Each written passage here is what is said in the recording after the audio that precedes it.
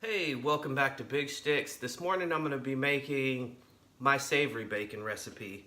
Now, if you're new to this channel or you've never seen my previous how to make bacon video, please go back and check out part 1. You won't need to check out part 2 because essentially this is going to be a part 2 in a sense that I'm going to be using a different cooker. Last time I used the Big Chief, this time I'll be doing it in the pit barrel for those of you who have a pit barrel. But my savory bacon recipe is a slight variation from my previous one. This time I'm using a little less salt. I'll be using 2/3 cup instead of 3/4 cup of kosher salt. I'll also be increasing the amount of sugar from 2/3 to 3/4. This time I used 1/2 cup of granulated white sugar and 1/4 cup of brown sugar. To make it savory, I've also added 2 tablespoons each of black pepper, granulated onion, and granulated garlic. I've still used the maple syrup. All the other parts of the process are the same. I have let it cure for 10 days because granulated onion and garlic are such long chain molecules that it does have to cure for the 10 days in order for you to even get a hint of the flavor into the meat. So let it cure for 10 days. Here's what it looks like. It's already been in the refrigerator for the last 4 hours getting a pellicle. Now all that's left to do is to get the pit barrel started with a very small amount of coal and a little bit of apple wood to give it that smoke flavor. Now the flavor profile of this bacon is going to be unlike anything you've ever tasted before, and once you try it, I'm sure you'll agree that this is better than any bacon that you can buy at any store at any time. So stay with me, guys. We're going to do this. Okay, so what I've actually done here is lit about a 1/4 basket of coals. Half of them are lit, half are unlit, because I'm not trying to take the pit barrel up to its peak temperature, because if I did so, then I'd end up with a cooked pork belly. I'm trying to actually keep the temperature somewhere in the neighborhood of 120 to 150. It is pretty cold out here, so a 1/4 basket is about what I'm going to go with. I'm going to stick this in the pit barrel. I'm going to add a few small chunks of apple wood. I don't want a real heavily smoked bacon, but I do want hints of that smoke flavor.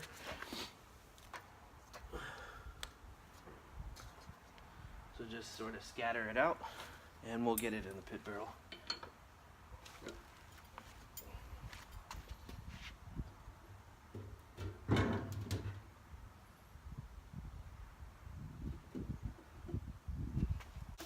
So you can see it's putting out pretty good smoke now.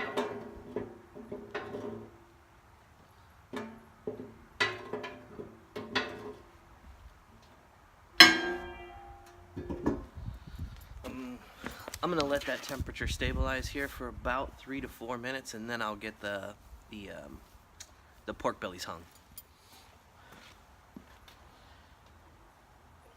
It's time to hang them. So just like any other piece of meat you'd hang in the pit barrel, just, you know, hook them through the same side.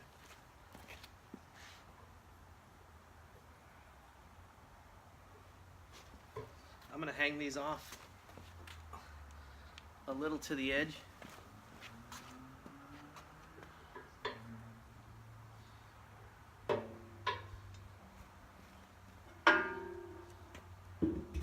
So they're not sitting over any direct flame or anything like that. Keep in mind that those chunks of wood are going to flare up just a tad. So if you can keep them offset a little bit from that flame to keep them from charring, you should be just fine. We'll be back in a couple hours. Moment of truth. It's been 2 hours and 15 minutes. In the interest of full disclosure, the last 30 minutes or so I offset the lid to build up a little bit more heat and give it some color, but now it's time to take it off. Remember, we're not trying to cook this, we're just trying to put a smoke on it.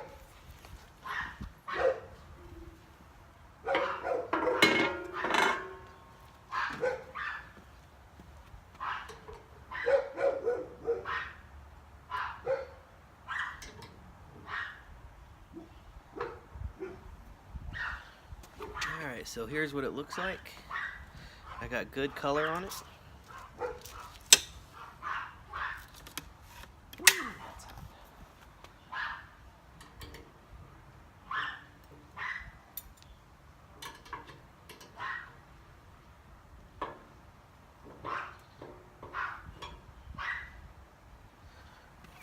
Here's the other one. Alright, so the next part of this process is I'm going to let them come to room temperature, then I'm going to wrap them in saran wrap and stick them in the freezer. That way it's easier for slicing. Alright, here we go, guys. This has been in my deep freezer for about 2.5 hours or so. It's ready for slicing. Now don't be mired in the fact that you think you can't make this because you don't have a slicer like I do. You can simply leave this thing whole and you can slice whatever you need off as you go. But because I make so much, I use a slicer and I also vacuum pack it. But you can certainly leave it whole and slice off what you need with a knife, with it partially frozen. So I'm going to unpack this here.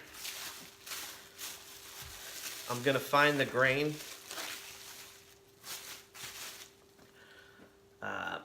Typically where I slice it in half is the direction I want to go because of the grain of the meat.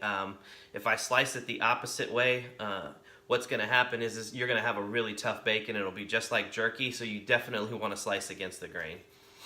I'm going to even this thing out first by slicing off the edges. Don't throw the edges away. Use them for cooking. I do. I add them to greens, bacon mac and cheese.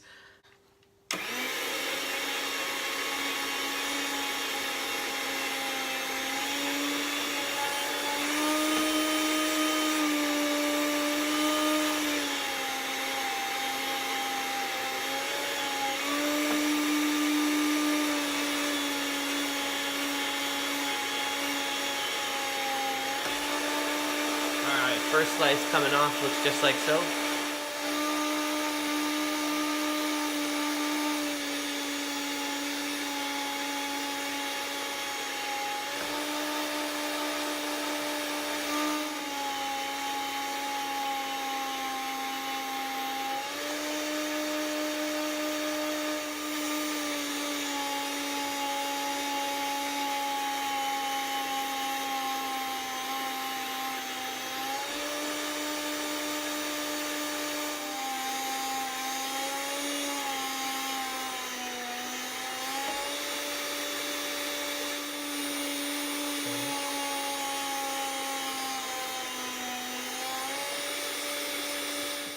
Okay, so that's it. I've sliced up one half. I'm going to leave the other half frozen. I'll slice that up another day. This is what I was talking about. You know, you're going to get an end like this. Save these for cooking. I mean, chop it up into cubes. Add it to a pasta. Anything that you want a bacon flavor for. Just don't throw it away. And, you know, as I trim down, you know, you start to get bacon that's about this size. These are about 6 inches long. These are perfect for small pans. I call them my kids' cuts. I fry these up and give them to the kids, and they like smaller bacon for some reason. All right, so here's the finished product, guys. Remember, I had about a 10-pound pork belly here, and with one half, I got 8 packages individually sealed and ready to go for a later time. But I also got this that I'm going to play with this morning. I'm going to fry this up here and give it a try. Alright, so got this over medium heat. I'm going to cook these till it's done. Alright, get these flipped.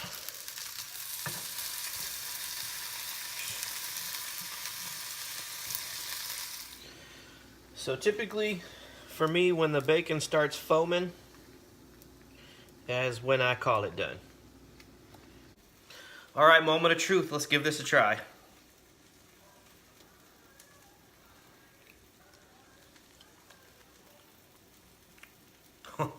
Oh man, that's good. You can really taste the garlic and onion flavor coming through. I'm actually glad that I let this one cure for 10 days. It's the first time that I've let it go that far. Typically 8-9 days I'm pulling it because I get a little impatient. But man, that is really good. It's not overpowering or overwhelming. It's just there, that garlic and onion flavor. And then that signature pit barrel flavor is really coming through as well. It almost tastes barbecued, but not quite. It's really nice, and that applewood is just adding a really sweet smoky note to it. The sugars in this are absolutely perfect. It's not overwhelmingly sweet. Again, it's just kind of there. The saltiness of this, it's not a real salty bacon. It's just a really well-balanced bacon. So guys, give this one a try. I promise you, you're not gonna regret it. Until next time, folks, Big Shticks out.